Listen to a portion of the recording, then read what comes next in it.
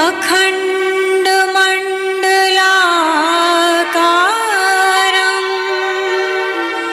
व्याप्तं येन चराचरं तत्पदं दर्शितं येन तस्मै श्री गुरुवे। हर व्यक्ति अशांत है। शांति के लिए कई जगह भटकता है, फिर भी मन शांत नहीं होता है। क्या कारण है? हमारे हाथ में जहां देखो वहां अशांति ही अशांति छाई हुई है। किसी भी व्यक्ति के मन में शांति नहीं है। शांति की खोज में व्यक्ति कई जगह भटकता है। मंदिर जाता है, तीर्थ यात्राओं को जाता है, पूजा पाठ करता है, कथाएं सुनने के लिए जाता है, लेकिन फिर भी मन शांत नहीं होता है। उसके मन में अशांति हमेशा बनी रहती है। कारण क्या है? बदला जाए दृष्टिकोण यदि, हर इंसान बदल सकता है। हमारा दृष्टिकोण यदि हम बदल दें तो फिर हमारे जीवन में अशांति नहीं रहेगी। लेकिन जीवन के हमेशा दो पहलू होते हैं। आप जैसा सोचोगे वैसी आपकी सोच बनते हुए चली जाएगी। एक व्यक्ति बोलता है ग्लास यदि आधा भरा हुआ तो एक बोलता आधा खाली है, और एक बोलता है कि आधा भरा हुआ है। एक की सोच सकारात्मक है, दूसरे की सोच नकारात्मक है। तो जिस व्यक्ति की सोच सकारात्मक है वो कभी अशांत नहीं हो सकता।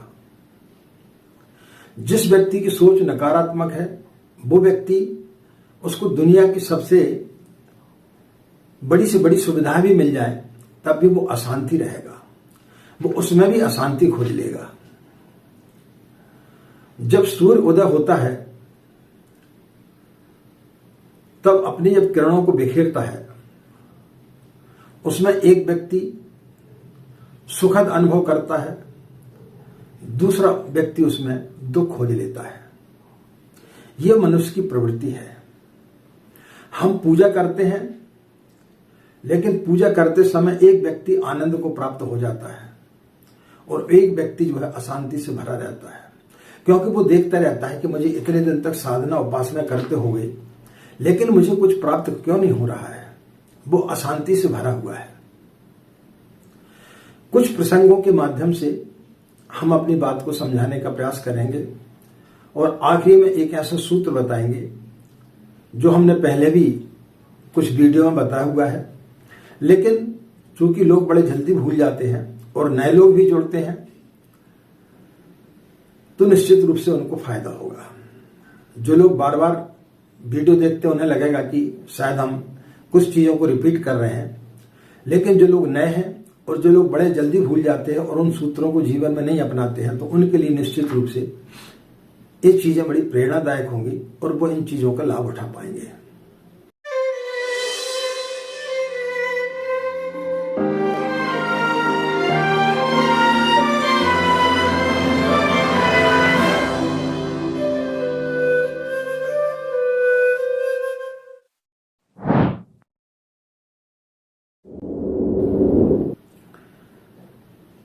प्रातः होने को थी, एक छोटे से गांव में एक वृद्ध व्यक्ति, लगभग उसकी उम्र 70 वर्ष की रही होगी, दीवार के किनारे बैठा हुआ दातून कर रहा था।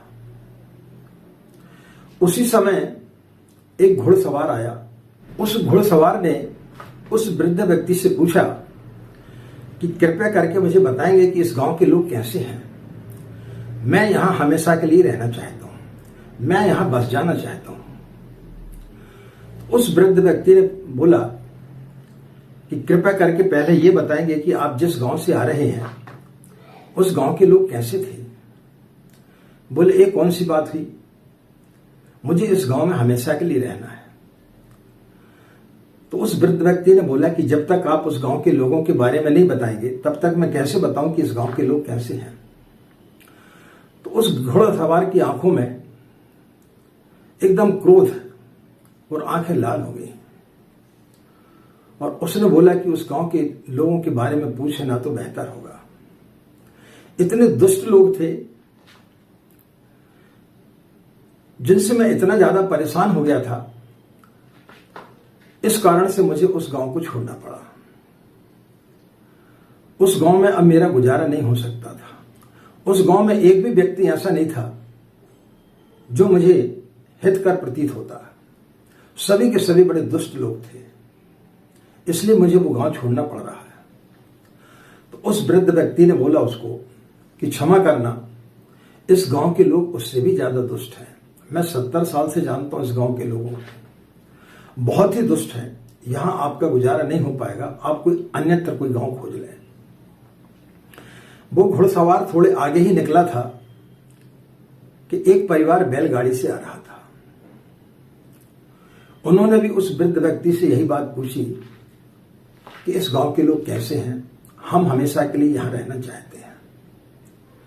उस वृद्ध व्यक्ति ने वही प्रश्न दोहराया और पूछा कि कृपया करके बताएंगे आप जिस गांव से आ रहे हैं वहां के लोग कैसे थे। उस परिवार की आंखों से आंसू आ गए। बोले वहां के गांव के लोग इतने सज्जन थे और ऐसा लगता था कि शायद इस दुनिया में कहीं स्वर्ग है तो सिर्फ इस गांव में है, और यदि कहीं देवता है तो इस गांव के लोग ही हो सकते हैं, इनसे अच्छे लोग कहीं नहीं हो सकते। अभी हमारी आंखों के आंसू सूखे भी नहीं हैं, लेकिन क्या करें, हमारी मजबूरी है कि इतने वर्षों तक वहां रहने के पश्चात में हमें वो गांव छोड़ना पड़ रहा है। तो उस वृद्ध व्यक्ति ने बोला कि आइए, आपका ये गांव स्वागत करता है।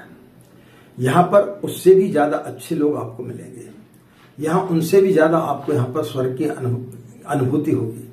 यहां के लोग वहां के लोगों से भी ज्यादा देवतुल्य हैं। एक व्यक्ति जो नकारात्मक विचारों से भरा हुआ था, वो कहीं भी चला जाता, वो वैसी ही दुनिया अपने आसपास बना लेता। और जो व्यक्ति सकारात्मक से भरा हुआ है, जिस व्यक्ति को सारी चीजें अपने आप अच्छी दिखाई देती हैं, वो व्यक्ति दुष्टों के बीच में भी रहेगा तो उनको भी जो है वो देवतुल्य बना देगा। तो यह हमारी सोच के ऊपर निर्भर करता है कि हम अपनी सोच को किस दिशा में ले जाते हैं। जो व्यक्ति नकारात्मक सोचते रहते हैं, उनके लिए बड़ी से बड़ी चीजें भी मिल जाएं, तब भी वो प्रसन्न नहीं होते हैं। दो साधु थे, भिक्षा मांग करके शाम के समय अपनी कुटिया की ओर जा रहे थे। शाम होने को थी, आसमान में बादल छाए हुए थे, लग रहा था कि पानी आने वाला है। बहुत जोर से आंधी आई। जैसे भी दोनों लोग अपनी झोपड़ी के पास पहुंचे, एक नदी के किनारे उनकी झोपड़ी थी, देखा आधी झोपड़ी जो है वो हवा के झोंके में उड़ गई। एक साधु जो है भगवान को कोसने लगा कि अब समझ में आया कि तू जो है भक्तों की नहीं सुनता। जो लोग पाप करते हैं, जो अत्याचार करते हैं, उनके घर तो तूने कभी नहीं उड़ाए। हम गरीब लोग हैं, सुबह शाम तक तुम्हारी आराधना करते हैं, इसके पश्चात तुमने हमारे झोपड़े को उड़ा दिया। तुमने सोचा भी नहीं कि हम गरीब आदमी हैं, कैसे दूसरे झोपड़े को बनाएंगे, हमारा आधा झोपड़ा तुमने उड़ा दिया। दूसरे साधु ने जब उसको देखा तो उसने भगवान का धन्यवाद किया कि प्रभु तेरी कितनी लीला है, आज हमारे व्रत उपवास हमारी साधना सफल हो गई है। आंधी तो आंधी है, वो क्या जाने कि गरीब का झोपड़ा है कि अमीर का है, लेकिन मुझे विश्वास है कि जो आधा झोपड़ा बच गया वो तेरे ही कारण बचा होगा, तूने ही उसको बचाया है, अन्यथा पूरे झोपड़ा उड़ जाता। हम भी सोच रहे थे कि शायद ये झोपड़ा कुछ थोड़ा सा बड़ा है, कुछ छोटा हो जाता, लेकिन तेरी बड़ी कृपा है कि तूने उसको छोटा कर दिया। अब हम यहां पर बारिश का आनंद ले सकेंगे। रात्रि में दोनों सोए, एक जो है असंतोष से भरा हुआ था, एक अशांत था, इधर उधर करवट बदल रहा था और भगवान को कोस रहा था, गालियां दे रहा था, कितनी पूजा पाठ करने का मतलब क्या निकला।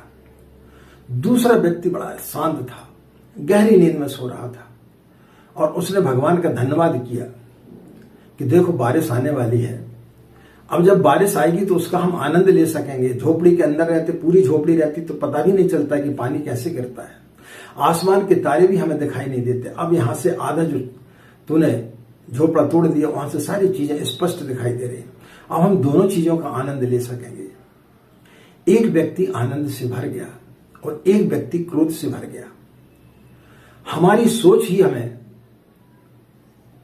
इस दिशा में ले जाती है, हमारी सोच ही हमें दुखी और वेदना से भरती रहती है।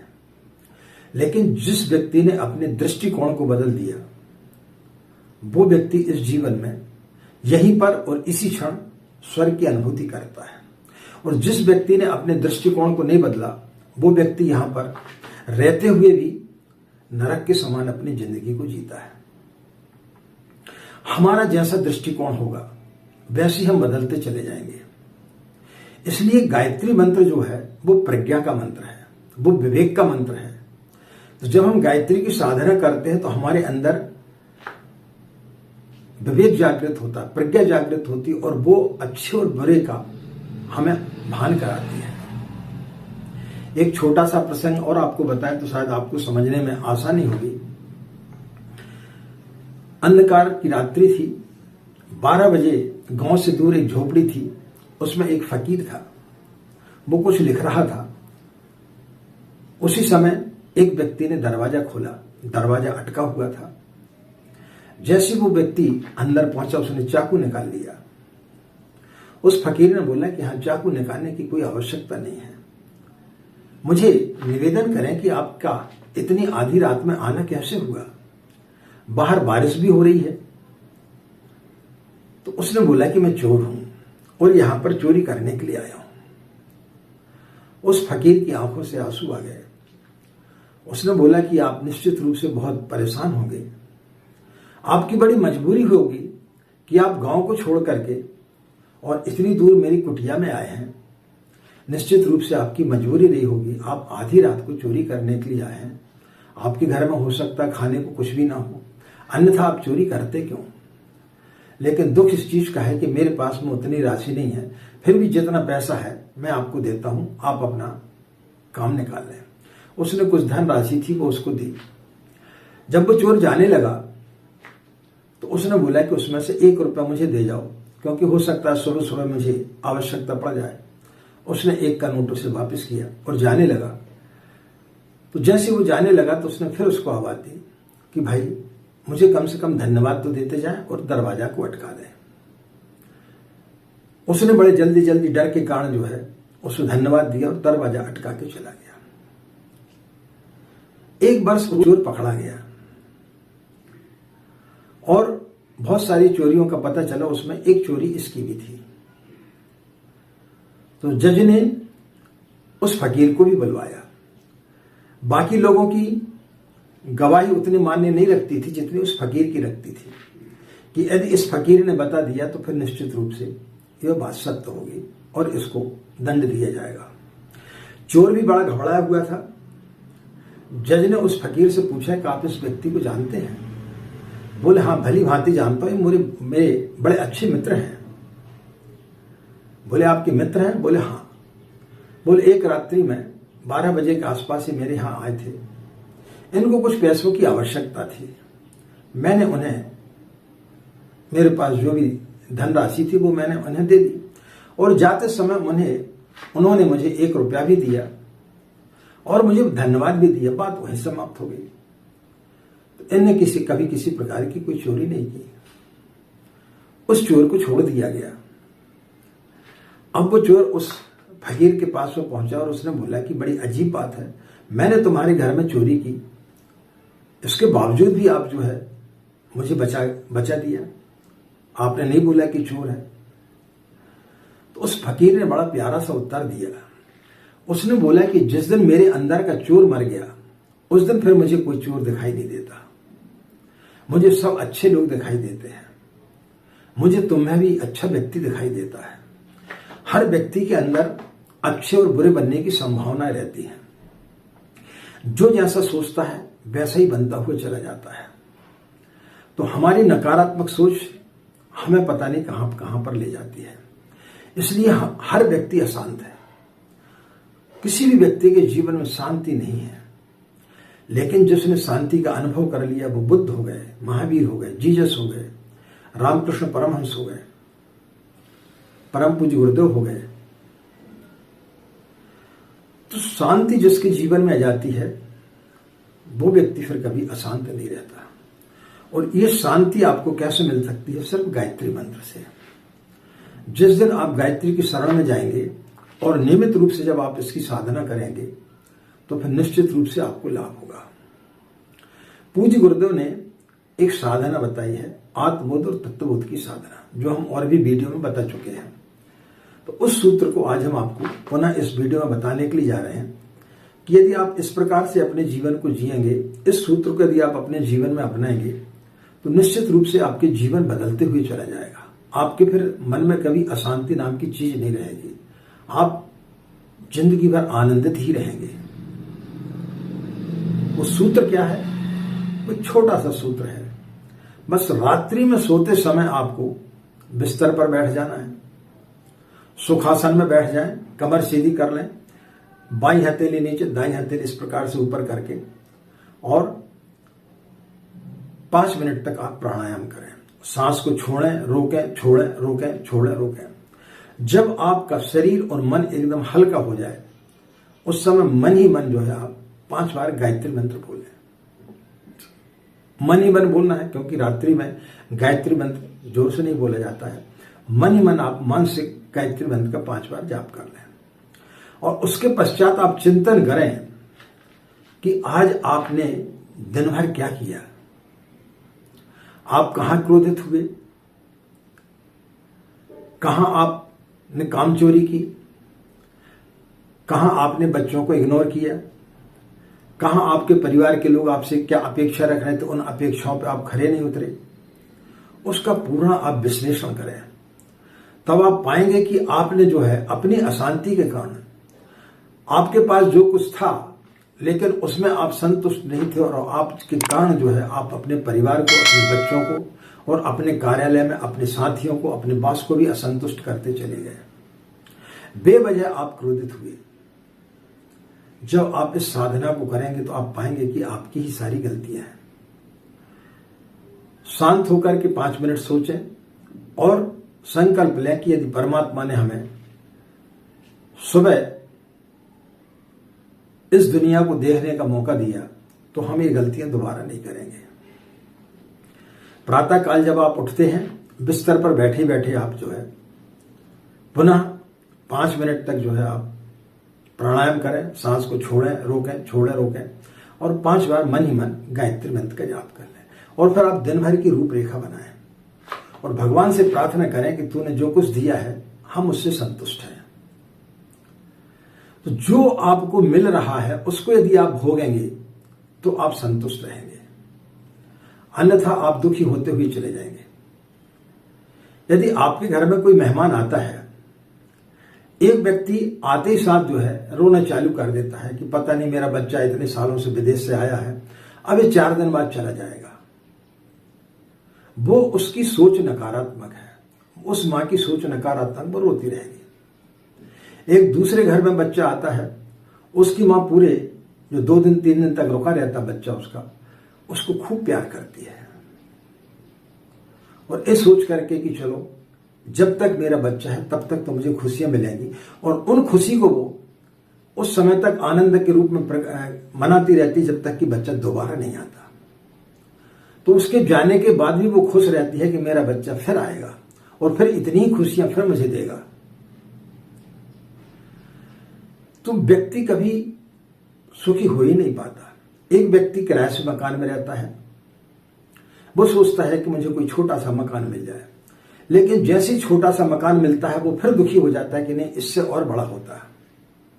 उससे जब बड़ा मकान मिल जाता तो उसकी और ज्यादा भावनाएं बढ़ जाती, उसकी और इच्छा अनंत हो जाती कि नहीं इससे भी और बड़ा मकान होता। और वो दुखी हो जाता है। तो अशांत होने के व्यक्ति जो है नित्य नए चीजों को खोजते रहता है, नित्य नई पहेलियां खोजते रहता है, नित्य नए नए जो है वो ताने बाने बुनते रहता है। लेकिन ईश्वर ने जो दिया है उसमें वो प्रसन्न नहीं रहता। तो जिस दिन ईश्वर ने जो हमें दिया है उसमें जिस दिन व्यक्ति प्रसन्न रहना सीख जाएगा उस दिन उसका जीना सफल हो जाएगा।